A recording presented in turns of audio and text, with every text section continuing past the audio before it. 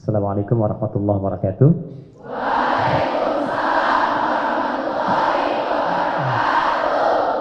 Selamat sore, salam presisi. Alhamdulillah, salatu wassalamu ala rasulillah wa ba'du. Terhormat Ibu Kasepoluan dan seluruh jajaran, ada musyrifah pendamping dalam program pendampingan penguatan nilai-nilai keislaman dalam konteks berbangsa, bernegara, sub di Spolwan untuk Polri, angkatan 56 ya. 56. Baik, untuk siswa seluruhnya, yang pertama saya ucapkan selamat. Anda terpilih dari 38 provinsi, dari seluruh perempuan terbaik di Indonesia untuk mengabdikan dirinya di satu instrumen bangsa dan negara melalui Kepolisian Negara Republik Indonesia. Mudah-mudahan apa yang telah Anda dapatkan sebagai anugerah dari Allah Tuhan Yang Maha Esa bisa yang pertama disyukuri dengan baik.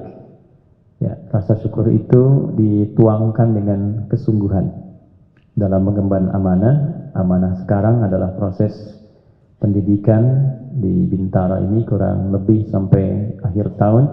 Jadi tunjukkan bahwa memang Anda yang terbaik dan layak terpilih. Itu poin yang paling penting, karena untuk menuju ke fase ini semua orang menginginkan itu. Semua orang berusaha untuk mendapatkan peluang itu. Jadi dalam rumus peluang, ketika Anda mendapatkan sekecil apapun, maka maksimalkan. Gitu ya. Nah, ini bagian yang pertama. Yang kedua, selain kesungguhan, tumbuhkan rasa cinta. Karena dengan mencintai itu pasti memberi lebih. Kalau kalian sudah cinta kepada Polri-nya, institusinya, cinta kepada alma maternya, itu pasti akan merawat dan memberikan lebih. Ini poin yang paling penting. Dan yang ketiga, ini kita mendampingi dari nilai-nilai keimanan dan ketakwaan. Jadi kalau Anda buka undang-undang Polri itu ada 40 pasal. Ya, dalam 40 pasal itu ketika kita masuk ke syarat-syarat sebagai anggota Polri itu, di antara syaratnya ada 15. Salah satu syaratnya itu beriman dan bertakwa kepada Tuhan Yang Maha Esa. Nah, nilai-nilai iman dan takwa itu mesti ada penguatan. Sebab kalau sudah bertugas nanti di lapangan, ada 3 yang akan bekerja. 1, fisik. Nah, pengabdian ini pasti ada tugas fisik.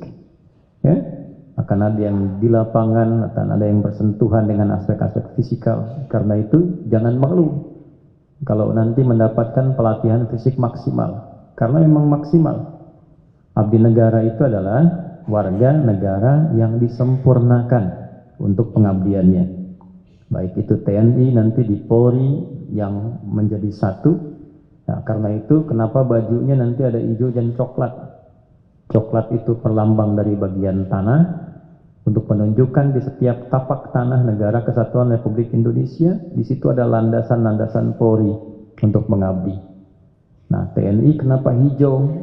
Di atas tanah yang subur itu nanti ada tumbuhan yang menghijaukan, sehingga keduanya tidak bisa dipisahkan. Nah, ketika Anda akan bertugas, setiap Anda punya peluang akan mengisi di semua tapak wilayah negara kesatuan Republik Indonesia, dan itu butuh kekuatan fisik. Ya, maksimalkan ketika belajar dan jangan mengeluh, karena kita punya kemampuan lebih.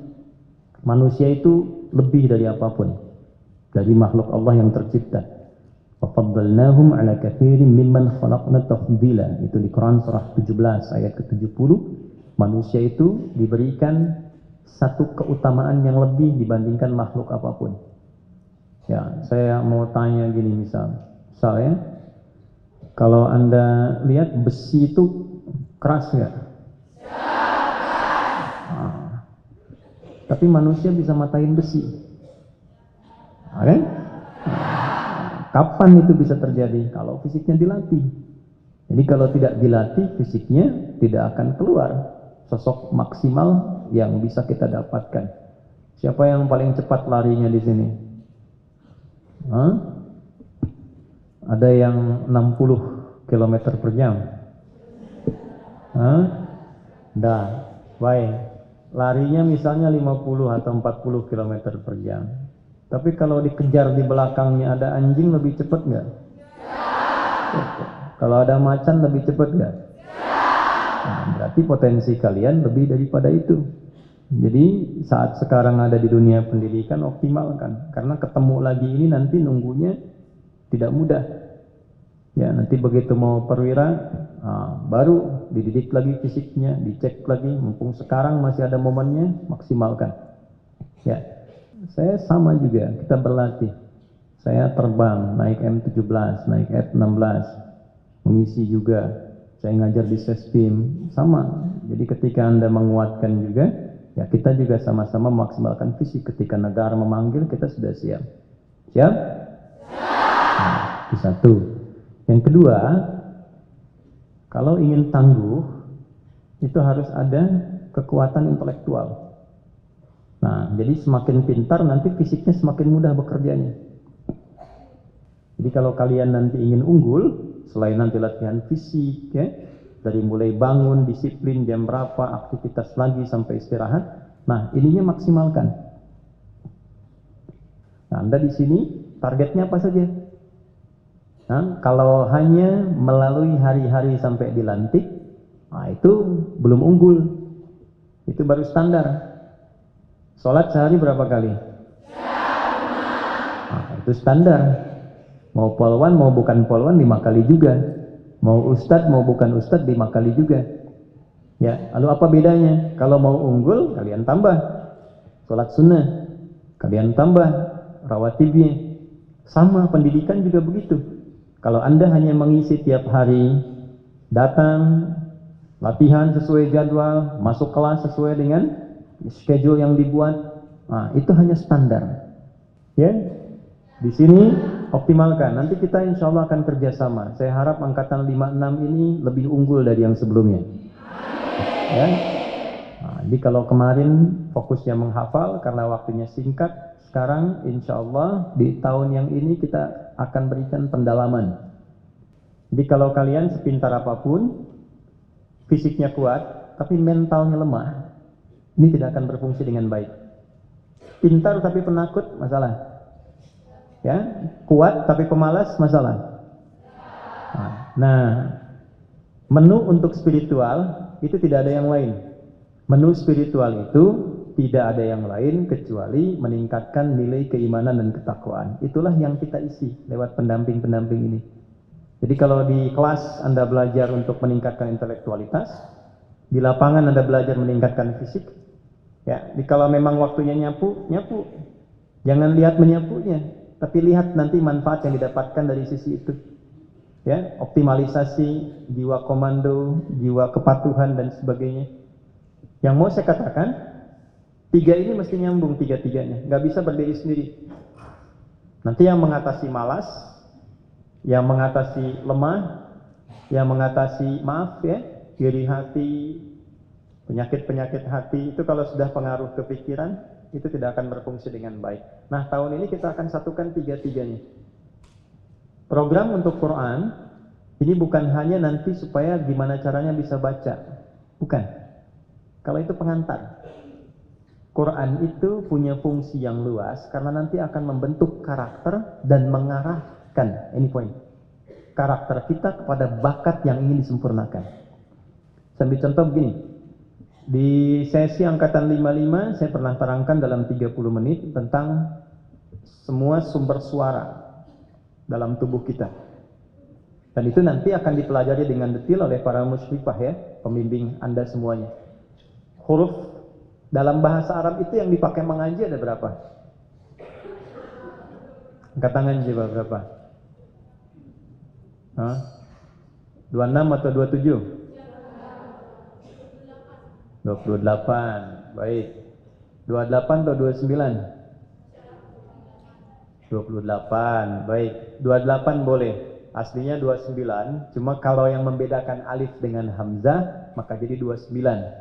Kalau yang menyamakan alif dengan hamzah, maka menjadi 28. Anda namanya siapa? Dari mana? Jawa Tengah. Baik, 1 juta rupiah ya. Nah, disimpan.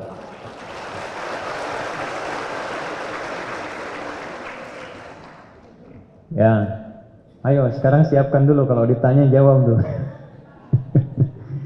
Oke, 1 ya. Nih, gimana cara mengoneksikan spiritual ke intelektual ke fisikal? Huruf yang kita baca untuk Quran itu totalnya kalau kita gabungkan semua tanpa dipisah kurang lebih 29. 29 ini nanti dia punya tempat dalam tubuh kita. Ada 17 tempat.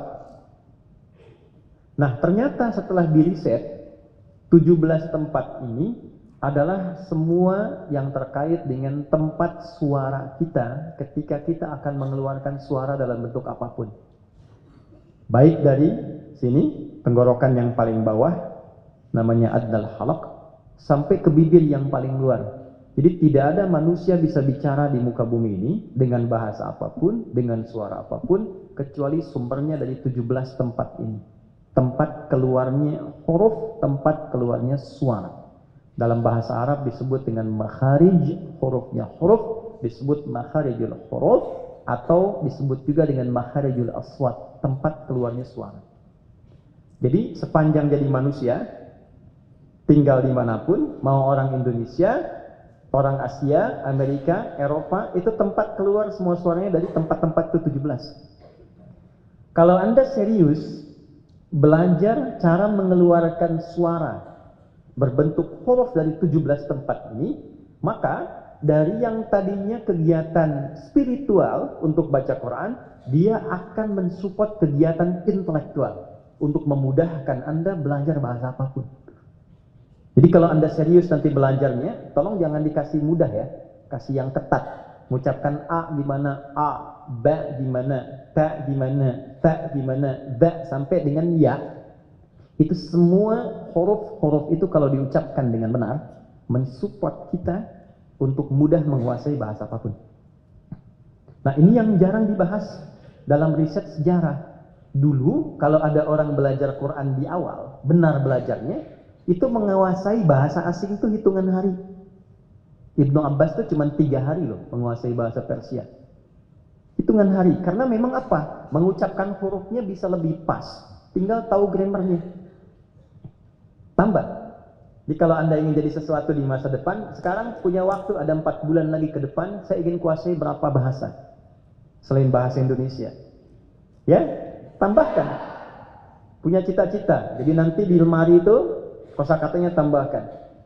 Nah, kalau bisa angkatan 56, sudah semuanya punya target. Lulus dari sini paling minimal, kan? Misalnya Arab atau Inggris sudah dikuasai. Nah, kalau sudah bisa seperti itu bisa optimal. Caranya gini, di mana sekali 2 kali mendayung tuh sekian banyak puluhan pulau bisa terlampaui. Bisa bahasa Inggris, banyak negara bisa kita dapatkan. Bahasa Arab bisa dikuasai, 26 negara kita pegang. Ya, jadi dari sekarang, siap? Oke.